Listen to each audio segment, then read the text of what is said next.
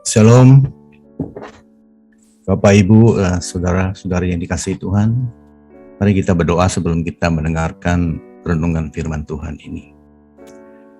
Bapa dalam surga, terima kasih untuk hari ini. Jika kami masih dapat menikmati udara segar, kebebasan untuk mengekspresikan sikap dan hidup kami dalam kehidupan rohani kami, Tuhan. Berkatilah setiap hamba-hambamu Tuhan yang akan mendengarkan firman ini, sehingga firman ini menjadi berkat untuk kami semuanya. Dalam nama Tuhan Yesus Kristus kami telah berdoa. Haleluya.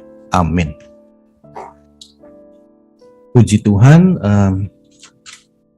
kita akan mempunyai satu tema pada kali ini, yaitu konsekuensi ketaatan. Ya.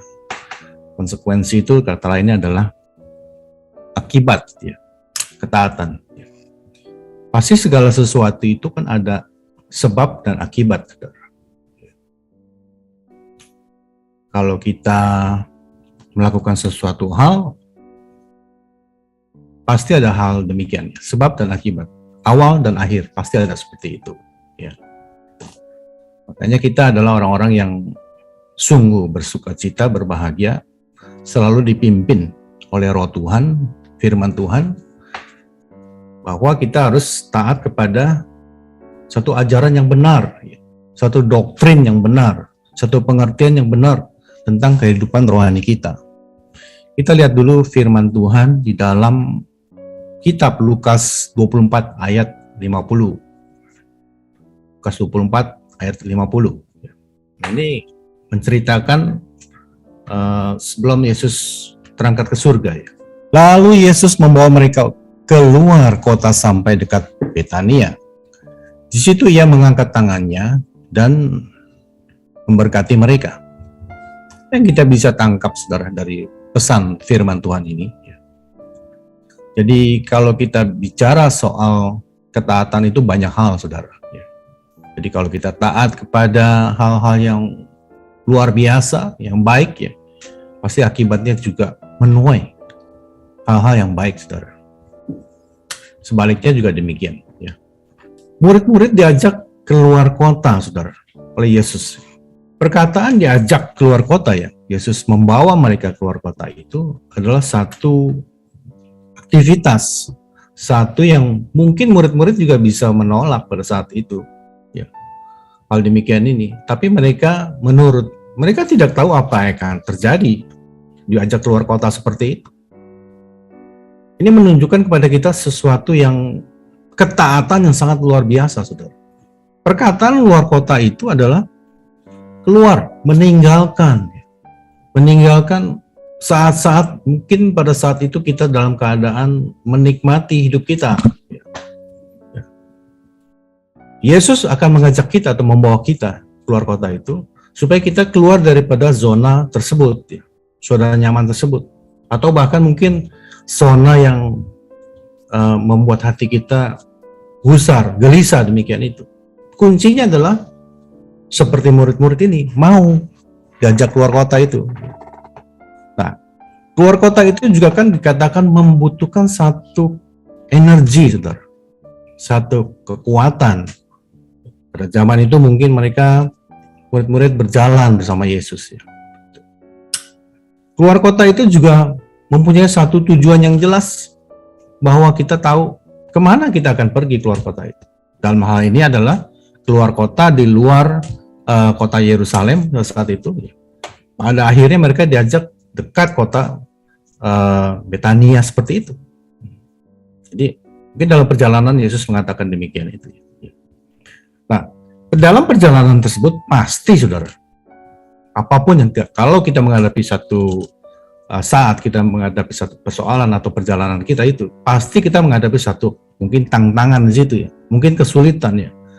Juga membutuhkan satu komitmen, kita harus sampai ke tempat itu, walaupun apapun yang terjadi, saudara, seperti itu. Luar kota juga bisa katakan bahwa kita membutuhkan satu pengorbanan daripada kita seperti itu.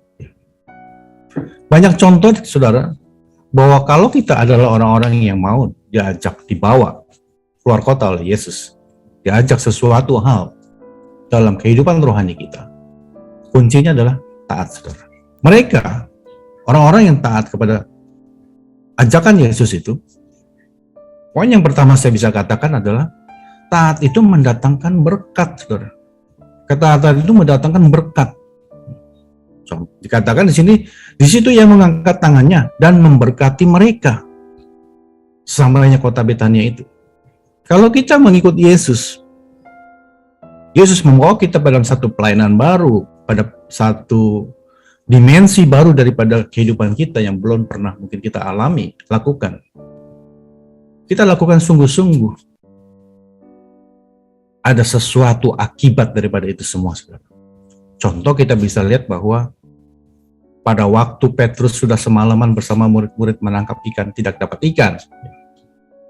Kemudian mereka mulai keluar daripada perahu. Yesus pada saat itu mengatakan bahwa sekali lagi coba itu, pergi ke tempat yang lebih dalam. Walaupun mereka itu semua melakukan sesuatu hal menolak Yesus, tapi dalam hatinya dia tetap taat. Akhirnya apa, saudara? Menangkap ikan, berkat yang begitu luar biasa. Nelayan juga demikian, saudara, seperti Petrus, demikian dengan teman-teman itu. Untuk mendapatkan sesuatu, mereka harus menghadapi suatu tantangan, satu mungkin maut di tengah laut demikian itu. Tapi bersama Yesus, tantangan yang baru demikian itu ya, akan menghasilkan sesuatu berkat untuk kita semuanya. Yang kedua adalah, saudara, dari kitab Lukas 24 ayat 51 dan 52. Dan dikatakan demikian. Dan ketika ia sedang memberkati mereka, ia berpisah dari mereka dan terangkat ke surga. Mereka sujud menyembah kepadanya. Lalu mereka pulang ke Yerusalem dengan sangat bersukacita, saudara. Hal kedua adalah, saudara, sebagai orang-orang percaya, di mana kita punya iman, saudara. Iman yang hidup itu adalah iman yang menyembah, saudara, pada Kristus. Menyembah itu adalah sosok yang kita agungkan demikian itu. Kalau yang mati tidak bisa menyembah, saudara. Berarti iman-iman yang mati itu adalah tidak ada penyembahan kepada Kristus. Kita adalah orang-orang yang mempunyai satu kehidupan yang luar biasa bersama Kristus. Sudah sepatutnya kita menyembah Kristus sebagai juru selamat kita. Menyembah itu adalah satu, kita menaruh pengharapan kita kepada yang kita sembah, saudara. Menaruh masa depan kita, menaruh semua apapun dalam hidup ini, saudara. Kita menyembah. Orang menyembah itu, pada saat dia menyembah itu, mempunyai satu penyerahan yang sangat luar biasa, saudara. Bukan menyembah karena takut, saudara. Umpamanya seseorang penguasa lewat di depan kita, kita harus menyembah, saudara. Bukan ya. Menyembah kepada Kristus itu adalah sesuatu yang kita perlukan untuk semua membebaskan hal-hal dalam hidup kita ini yang membelenggu kita, saudara. Karena kita tahu bahwa yang kita sembah itu adalah Tuhan yang Maha Kuasa. Tuhan yang menyediakan kepada kita. Tuhan yang memberikan kelegaan kepada kita. Tuhan yang membukakan pintu-pintu yang tertutup bagi kita. Tuhan yang merubah air menjadi anggur.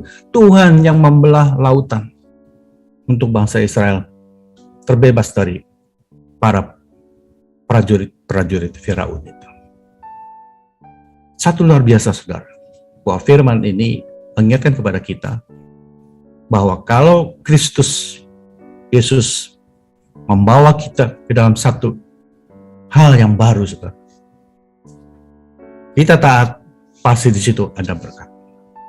Dan yang kedua adalah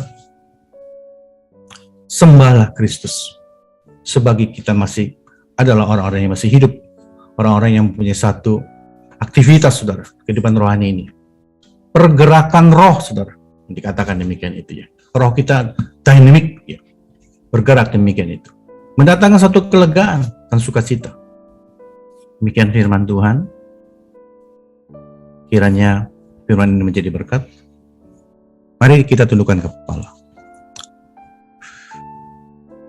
Bapa kami dalam surga, yang kami kenal dalam nama Tuhan Yesus Kristus. Kami berdoa agar setiap kami punya hati yang taat kepada firman Tuhan. Firman-Mu adalah untuk kebaikan kami semua. Firman-Mu mengandung janji. Walaupun terkadang kami kurang atau tidak mengerti Tuhan tentang isi firman tersebut.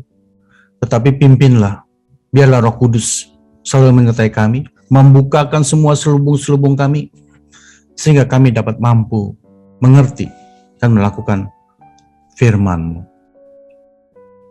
Mari kita dekapkan kedua tangan kita di dada. Jika saudara mempunyai pergumulan, persoalan, tantangan di dalam karier, studi, keuangan, apapun itu, ya, sujudlah kepada Tuhan. Sembahlah Dia. Percayalah kepada Tuhan. Baik itu masalah keluarga, kesehatan, apapun juga, termasuk perjodohan kita semua. Biarlah berkat Tuhan turun ke atasmu.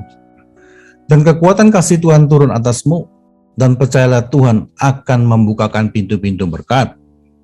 Serta damai sejahtera Allah menaungi kita semua. Saudara yang terkasih, jika kalau ada yang sakit, kiranya kau tumpangkan tangan pada bagian yang sakit itu. Biarlah kuasa darah Kristus, kuasa Tuhan itu, menyembuhkan semua sakit penyakit. Puji Tuhan, haleluya.